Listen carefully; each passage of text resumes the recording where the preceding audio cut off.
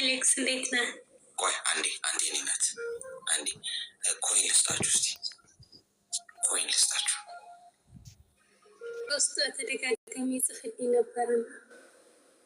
ምን እያለ ያኔ እናውራ እያለ ነው እኮ ማለት ምንድን ነው? አሁን ለምሳሌ አንድ ሰው መጥቶ እኔ ስቶሪ ላይ አንዳንድ ነገሮች ይለቅ ነበር እና በቃ ተደጋጋሚ ጽፍልኛል በውስጥ ሀይ እያለ የሚጽፈው አይ መልሽልኝ፣ ለትንሽ ጊዜ ብታወሪኝ ችግር አለ፣ ጊዜ ብሰጭ ምናምን ከ5 ወር ምናምን በላይ በተደጋጋሚ ጽፎልኛል። እሺ እና ከ2 ዓመት ምናምን ሆኖናል አሁን ማለት ነው ከተዋወቅን። እሺ እና ተጣላን። 2 ዓመት አወራችሁ፣ ከዛስ ወደ ፍቅር ተቀየረ? ያኔ ያው በፍቅር ነበር ስናወራ የነበረው በፊት ከ5 ወር ምናምን ነው፣ እንደዛ ነው ዝም ብለን ያወራነው። እሺ ከ5 ወር በኋላ እኔ እንደ ፍቅረኛ ነው የምናወራው። እኔ ያለሁት እዚህ ነው፣ እሱም ሌላ ሀገር ነው የምንሄደው፣ ስራ አለው ምናምን እና እሱ ወዳለበት እዚህ መጥቶ እንድንታይና ከዛው እሱ ወዳለበት እንዲሄድ ምናምን ይፈልግ ነበር። እኔ ደግሞ አለምጨርሳቸው ነገሮች አንዳንድ ነገሮች አሉኝ ምናምን እለዋለሁ ማለት ነው። እሱ ያኔ በተደጋጋሚ ይጠይቀኛል ይህን ነገር እስከ መቼ እኔ እንደዚህ ይፈልጋለሁ ምናምን፣ አንቺ ከሱ ነሽ እኔ ከዚህ ሁኜ አይሆንም እና እፈልጋለሁ ያኔ አንድ ላይ እንድንሆን እኔ ወደ እሱ እንዲሄድ ማለት ነው። እሱ ወዳለበት ሀገር እንዲሄድ ይፈልጋል። እኔ ደግሞ የምጨርሳቸው ነገሮች አሉ መስራት አለበት ምናምን ስለው እኔ ከበር ላድርግልሽ ብሩን ይለኝ ነበር ማለት ነው። እኔ ልስጥሽ አንቺ የምታስተካክይበትን ነገር እኔ ከኔ እንትን ላድርግልሽ እና አስተካክይ፣ ከዛ አንቺና እኔ እንሆን። እንደዛ ሲሆን ደግሞ እኔ አልፈልግም፣ እኔ በራሴ ነው የራሴን ማድረግ የምፈልገው ብዬ እያወራን ኖርን። አሁን በዚህ በ2 ወር ውስጥ ምናምን ሊመጣ ሲል ተጣላን። የተጣላንበት እዚህ ከመጣሁ በኋላ ከኔ ጋር ጊዜ ታሳልፊያለሽ ሲለኝ አይ ተያይተን እኔ ወደ ስራዬ ነው የምመለሰው ምናምን በሚል ማለት ነው ጭቅጭቅ መፍጠር ጀመረ።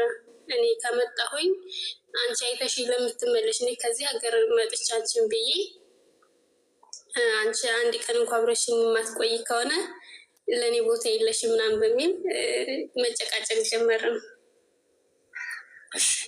ከዛ በመሀላችን እንደዚህ ያለ ክፍተት ጀመረ። ከዛም የመጨረሻ መወሰን አለብሽ፣ አንድ አንቺ እኔ ወዳለሁበት ነይ፣ 2 እኔ ከሱ ከመጣው ጊዜ ሰጥተሽኝ አብረን ተዝናንተን አብረን የሆነ ጊዜ አሳልፈን 2 ቀን 3 ቀን ከዛ ትመለሻለሽ ወደ ስራሽ፣ እኔ እመጣለሁ። ከዛ በኋላ ቤተሰብ አስተዋውቀን ምናምን ኢትዮጵያም ሄደን ሆነ እንጠቃለላለን ምናምን አለኝ ማለት ነው። ማለት ጀመረ። አይ እኔ እዚህ ከመጣህ ወጥቼ ማደር አልችልም፣ ሴትዮ የማትፈቅድልኝ እኔም አልፈልግም፣ ወደ እሱም አልመጣም። አሁን ኮንትራት ለመጨረስ 1 ዓመት ነው የቀረኝ። ታገስና ኢትዮጵያ ገብተን ሁለታችንም ኢትዮጵያ ተያይተን ከዛ ቤተሰብ ሁሉ ነገር እንጨርስ። አንተም እዚህ ከምትመጣ እኔ ማልወጣ እንዲወጣ ለምትፈልግ ከሆነ ስለማልወጣ ምናምን ስለው ማደር ስለማልችል ከዛ በቃ ያወራኛል፣ ግን እንደ በፊቱ አይደለም። ያኔ ጊዜ እንደ በፊቱ ፍሪ ጊዜ ሰጠኝ ምናምን። ስደውልለት ብዙ ጊዜ አላገኘውም፣ ራሱ ሲደውል ነው እንጂ አንዴ ከጓደኞች ጋር ይለኛል፣ አንዴ ስብሰባ ላይ በቃ ብዙ ምክንያት ያበዛል። ከዛ አንድ ቀን ቃል ላይ ደውዬለት አላነሳም፣ አይቶታል።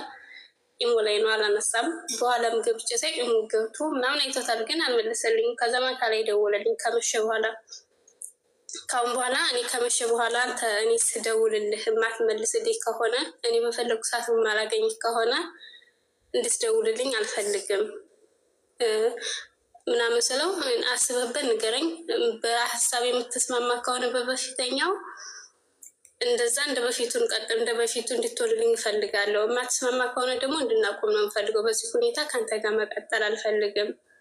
ስደውልልህ አላገኘህም፣ አያየው ዝም ትላለህ፣ አትመልስልኝም ምናምን አልኩት። ከዛ እንደዛ ስለሆነ አሁን ለምትይው ነገር እንድንነጋገር ስራ ባለፈው እንዳልሽ ከሆነ ላስብበት አለኝ። እሺ አስብበትና ደውልልኝ እንጂ እንደዚህ አንተ ስትፈልግ ብቻ እንድትደውልልኝ አልፈልግም። እኔ ስደውልልህ ማታነሳልኝ ከሆነ ስለው ካሁን በኋላ እንዳትደውልልኝ፣ በሀሳቤ ካልተስማማ በተነጋገርነው ነገር የማንቀጥል ከሆነ አትደውልልኝ፣ በቃ እኔም አልደውልልህም ካሁን በኋላ አልኩትኝ። እሺ ብሎ ዝም አለ። እደውልልሻለሁ አስቤበት ብሎ ዝም አለ። ከዛ በቃ ከዛ በኋላ አልደውልልኝም። እኔም አልደውልኩለትም፣ ዝም አልኩኝ። የፋሲካ ዕለት ባለፈው ደወለልኝ። ጾሙ ሲገባ ካስቀየምኩሽ ምናምን ይቅርታ ምናምን ብሎ ደወለ። ከዛ በፊት ለአንድ ወር አልደወለልኝም ነበርና ይቅርታ ምናምን በእግዚአብሔር ስም ብሎ ከዛ በዛ ማውራት ጀመረ። መልሶ ትቶ የነበረ ማለት ነው። በይቅርታ ምናምን ሀሳቡ ማውራት ጀመረ ምናምን። ከዛ አሁንም ደግሞ ደህና እያወራኝ አንድ ቀን ሁለት ቀን ደህና አወራኝና መልሶ እንደ በፊቱ መለሶ በቃ ጊዜ እሱ ሲፈልግ እንጂ እኔ ስደውልለት አለማገኘት ምናምን መጣ። አሁንም ዝም አልኩት። አትደውልልኝ ምናምን ብዬ ቦለኩት ዝም ብዬ እና አሁን እያወራኝ ነው የቦለኩት። ብሎክ እንዳልፈታው ለምን ቦልኪው ለምን ፈታዋለው? በቃ ዝም ቦልኪው ዝም እንዳል በጣም ተቸገርኩኝ። ያኔ በጣም ነው ወደዋለሁ የእሱን ባላቅም እሱም ብሎ ካደረግኩት በሁሉም ያኔ በሌላም ስልክ ካልመጣ ምንም አላለም እና ምን ላድርግ? ምን ትመክረኛለህ?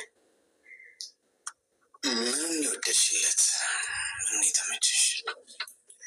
የወደድኩት አንድ የውሳኔ ሰው ነው። የሆነ ነገር በቃ ይወስናል ነገሮች ላይ ሀሳቡን ምናምን ወደዋለሁ በጣም የሆነ ጸባዩን ራሱን የሚያሳየውን ነገር ጸባዩን ማለት ነው እወደዋለሁ። እድሜሽ ምን ያህል?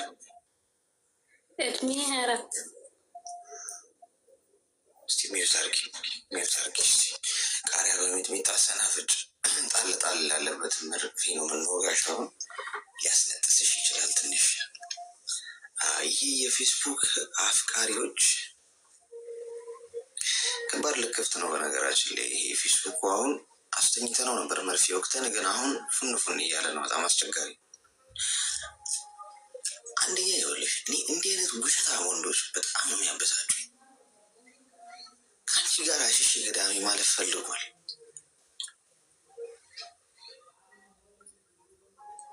መዋሸት አይጠበቅበትም። ገብቶሻል?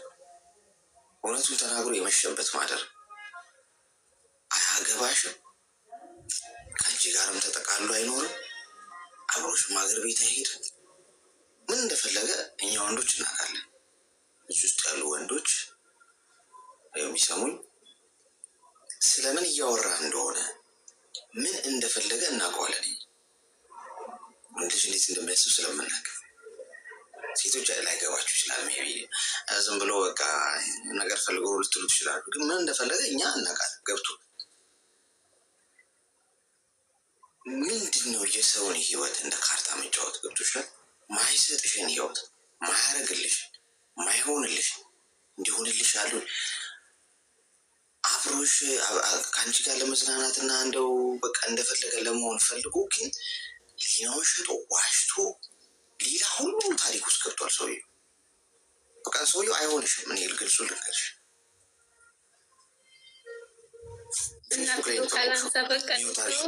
ሚዩት አርጊ። እኔ ቀዶ ጥገና ላይ የምትነቁት ጉድ 50 ጋር ላይ ማለት እንዝሻል። ስለምትመልሺው መልስ ካሰብሽማ እንዴት ትረጇለሽ? ሀሳቡ እስቲ ቁጭ አርጊ፣ ስልክሽን ቁጭ አርጊ እና አዳምጪ።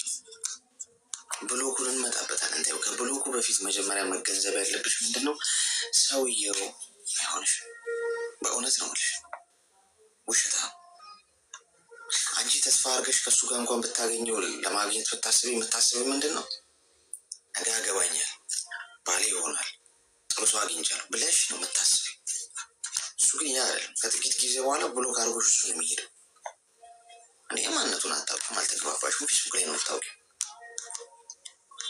ዝም ብለሽ አሳልፈሽ ልትሰጪያች ራስሽ።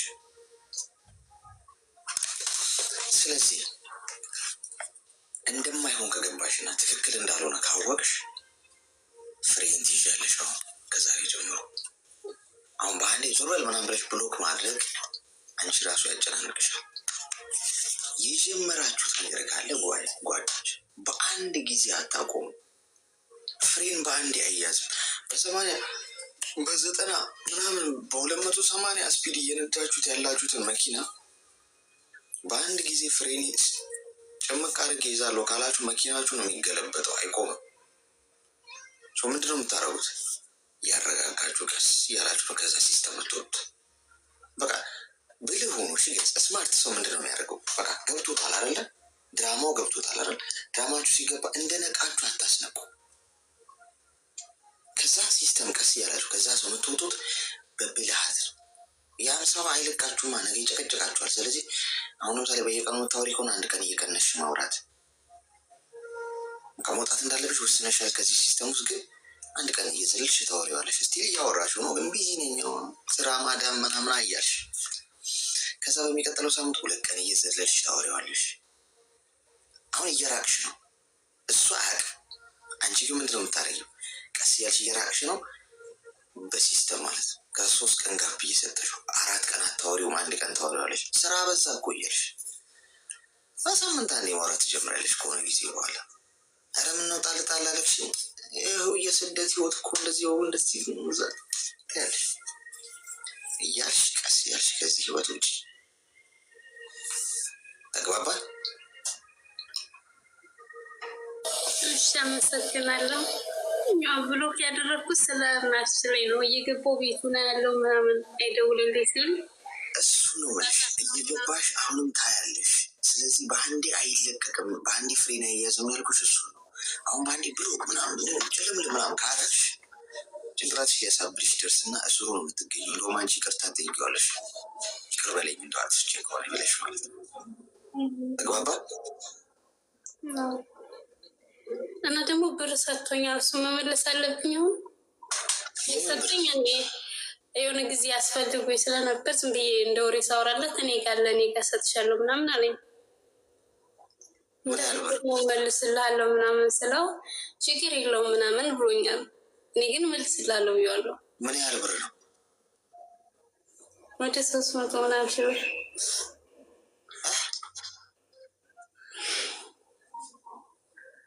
300 ሺህ ብር ቁጥር ታውቂያለሽ አንቺ ራሱ ወይስ እሱ ቁጥር ያውቃል?